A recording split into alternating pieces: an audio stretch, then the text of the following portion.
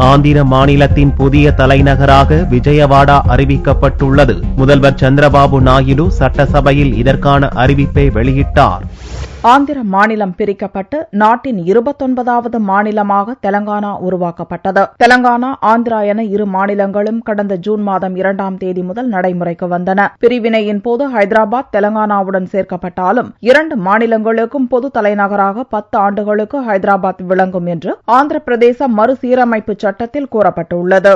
இதனிடையே ஆந்திர மாநிலத்துக்கு புதிய தலைநகரை தேர்ந்தெடுப்பதற்காக முந்தைய மன்மோகன் சிங் அரசால் சிவராமகிருஷ்ணன் தலைமையில் கமிட்டி உருவாக்கப்பட்டது. அந்த கமிட்டி தனது பரிந்துரைகளை ஆந்திர அரசுக்கு அளித்ததைத் தொடர்ந்து வியாழனன்று ஆந்திர சட்டசபையில் புதிய தலைநகரை முதல்வர் சந்திரபாபு நாயுடு அறிவித்தார். ஆந்திராவின் தலைநகராக விஜயவாடாவை தேர்வு செய்வதென அமைச்சரவை முடிவு செய்திருப்பதாக அவர் தெரிவித்தார். கேபினெட் மீட்டிంగ్ 1/9/2014 జరిగింది.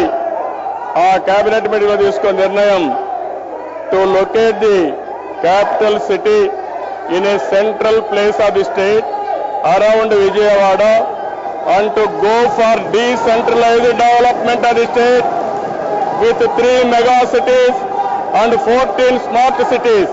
சிவராமகிருஷ்ணன் கமிட்டியிடம் பொதுமக்கள் அளித்த மனுக்களில் 50% விஜயவாடா குண்டூர் மண்டலத்தை தான் தலைநகராக தேர்வு செய்ய வேண்டும் என வலியுறுத்தி இருந்ததாக சந்திரபாபு நாயுடு விளக்கம் அளித்தார். ஆனால் சந்திரபாபு நாயுடுவின் தலைநகர் அறிவிப்புக்கு பிரதான எதிர்க்கட்சியான ஒய்எஸ்ஆர் காங்கிரஸ் கட்சி சட்டசபையில் கடும் எதிர்ப்பு தெரிவித்தது.